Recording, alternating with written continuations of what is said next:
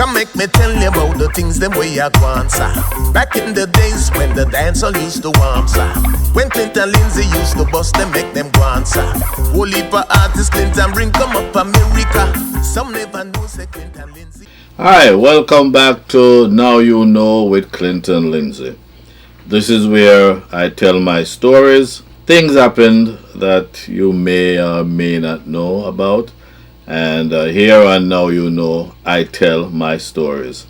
I want to thank you for your comments, for your kind compliments on the various videos I've made over the past couple of months.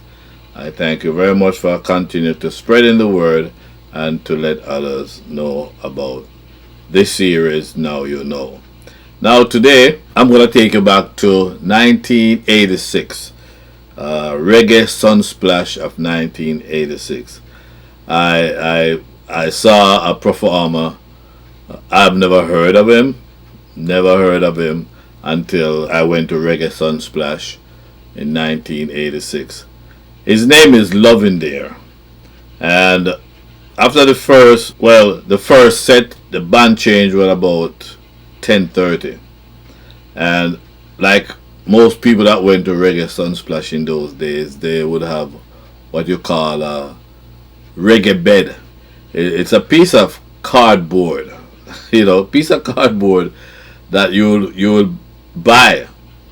So when you need to, Reggae Sunsplash, like major concerts are done outside in a big lot, and sometimes it can be, damaging to the feet or terrible to your feet. So the reggae bed, a piece of cardboard, allows you to sit down, lie down, take a break from standing up, because these shows can last for 5, 6, 7 hours, and to be standing on the ground, sometimes rocky ground, a lot of stones, you get your reggae bed.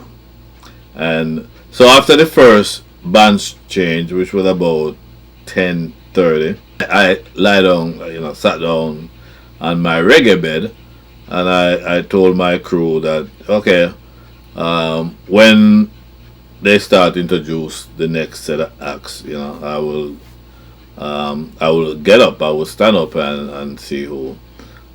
So anyhow, so I was lying on the reggae bed, and then next thing we know that it was time for the next section of Reggae Sunsplash. The first section usually new artists, young artists, and then the second section involved established artists that's been around. So while I was sitting on my reggae bed, I heard the MC started, welcome back people, and welcome back part 2 of Reggae Sunsplash. And the first act, he announced, I was still lying down there getting some rest, and I heard this uproar. This crowd went nuts, and I was still sitting down, and it was a nice sea breeze coming over Catherine Hall, and they were just going crazy, and I'm like, yo, who's that? And I think Yvonne was there, and she turned down at me like that and said, it's Lovindeer. And I'm like, loving who? She said, Lovindeer. I said, love what? And then, the crowd was still going crazy. So I got up and to see who this Lovindeer. And when I looked on the stage, I saw this man with the biggest panty I've ever seen. And he held it up, and it was just blowing in the wind. He was doing some song about panty size. I have never heard of Lovindeer, never ever learned. And I'm like, wow, he's mashing up Jamaica. So as usual, when I go to Jamaica and I see an act that is very popular there, and that person is not known in New York, I would go to record stores and try to collect whatever records that act may have. So I look at the show, and he was really, really good, and he had people eating out of his hands. I have never heard of him.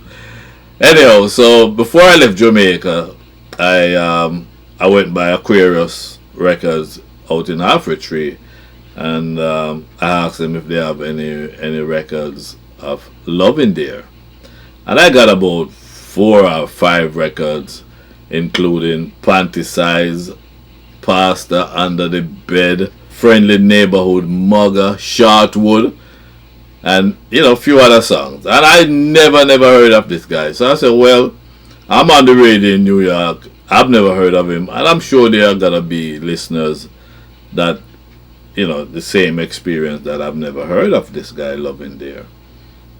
Went back home, took the records with me, and the first show since coming back from Jamaica, I started playing Lovindeer. And I was saying the same thing like I just said. Never heard of this guy. He mashed up Sunsplash, and I have never heard of him. And I started playing the song. A few people call and say yes, they have heard of him, and he's good, and he's funny, and he's a good writer, and all of that.